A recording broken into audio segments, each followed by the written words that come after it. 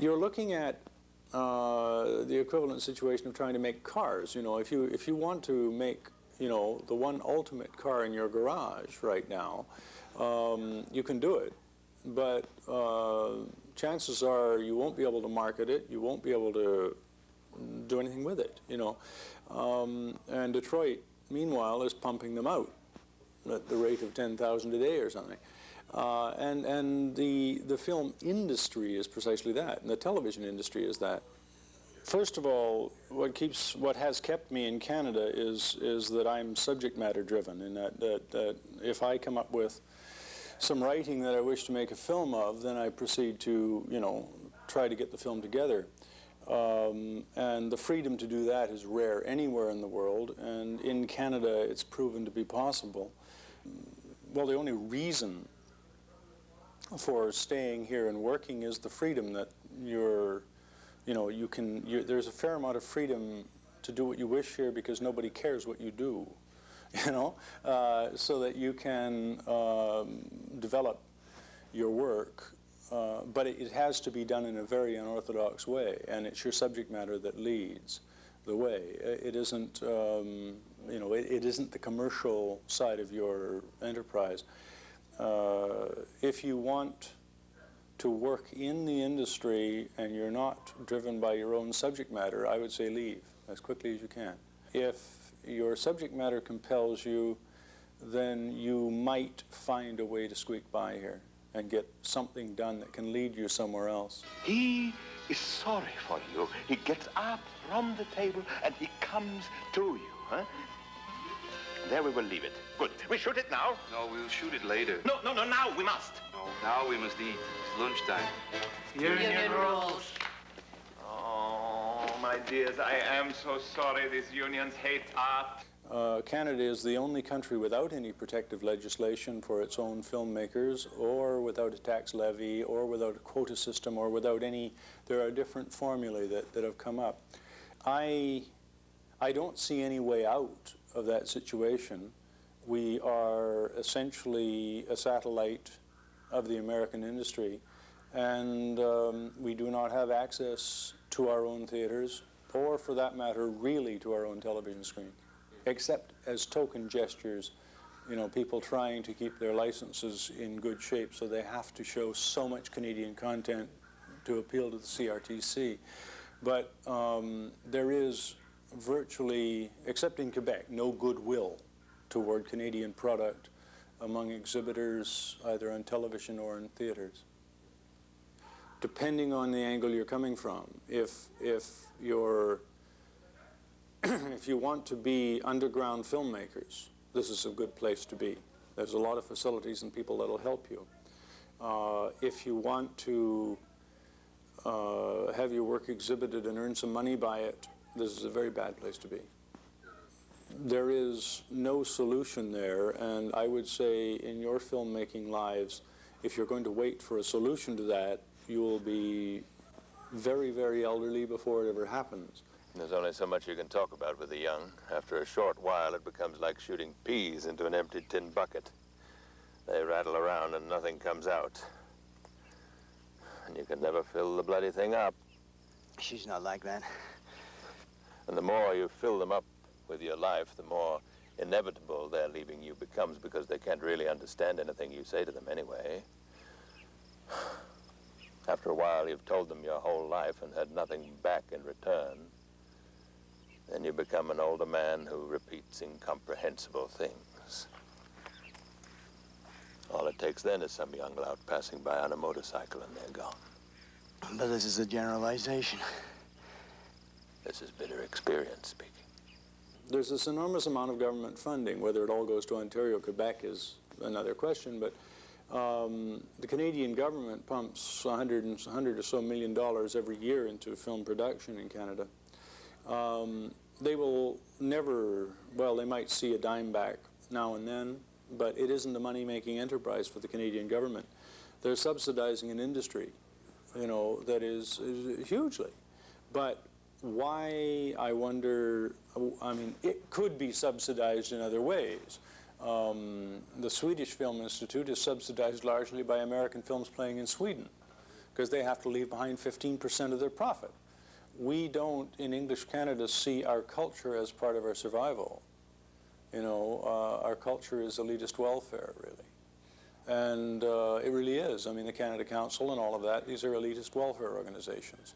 And we sort of mask the situation by setting up juries and having, you know, script readers and all those things.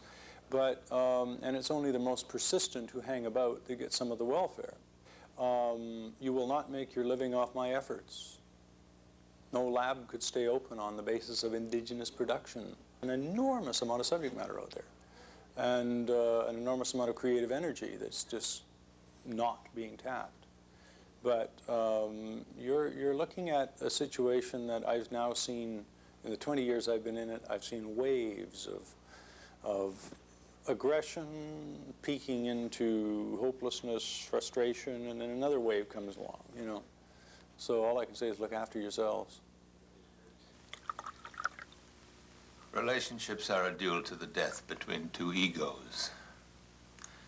When both parties realize they can't win, the relationship matures.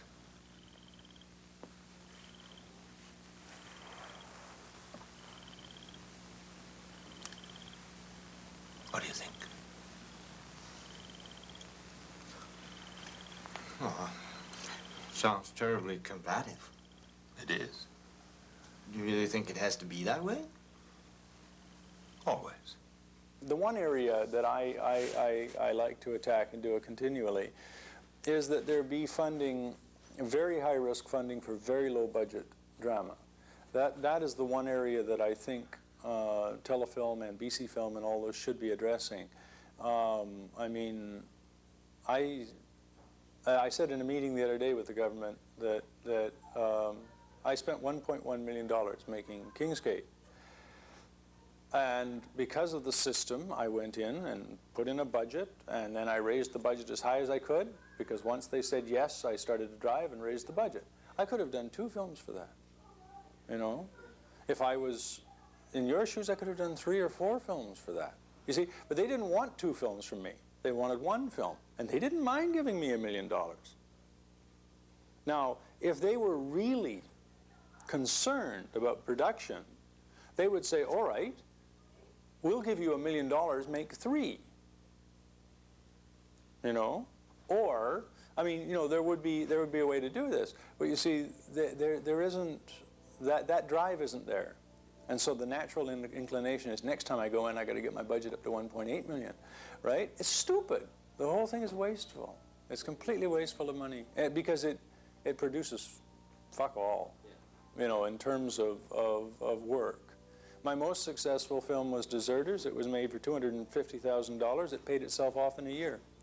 That was economically realistic because in Canada you can realize $250,000 worth of television sales. I know this isn't my problem, but I'm curious about your men. Why is that, sir? Well, they ran outside and got into a car, and that car has Canadian plates. They what? Canada is just up the road, Sergeant. They were my best boys. Well, if they were your best, I'm afraid our country's in serious trouble, because they're gone.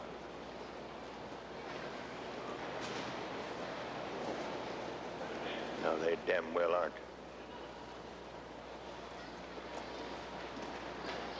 I've seen too many people even do a first brave film of, say, a $100,000 feature, and then suddenly they're trying to raise $5 million to do the next picture. And of course, they never raise the money. And the next picture never happens. and then they end up doing nothing. So, I mean, there's a very narrow road to be traveled, you know, up if you want independence, and you want to do subjects of your own choice. The best people with the potential to do more work. I don't see low-budget films being done by beginners who really, you know, I don't see $100,000 and $150,000 features being done by, you know, people that have got some fierce subject matter to go with, and we should be seeing those. There should be, you know, a spattering of those coming out continually. It comes down to a passion about one's own life, you know what I mean, in terms of, we have an enormous amount of subject matter here. Everything from pirates' tales on the coast to history to, you know, all of the current events that are happening in the newspaper are subject matter. We don't have the attitude that says, my God, this must be said, that this really deserves to be, you know, exposed or whatever other attack you want to take on it. You know, our anger and joy about who we are is not celebrated in our art, and we don't see it as something to do. You know, all right, you know, you've lived a life for this many years, you come from a family, you come from, you know, obviously we all come from an immigrant background, you come from, you know, a whole wealth of material. Now, what's your truth? How do you see it when you walk in the streets? It's the idea that filmmakers are artists, you know, that has, well, I mean, it's never been really born. And much less dying. Christ, it's never come to life in English Canada, really. You know, there's a few now and then that have done films that are personal statements, but that's, I mean, those aren't what you expect, you know.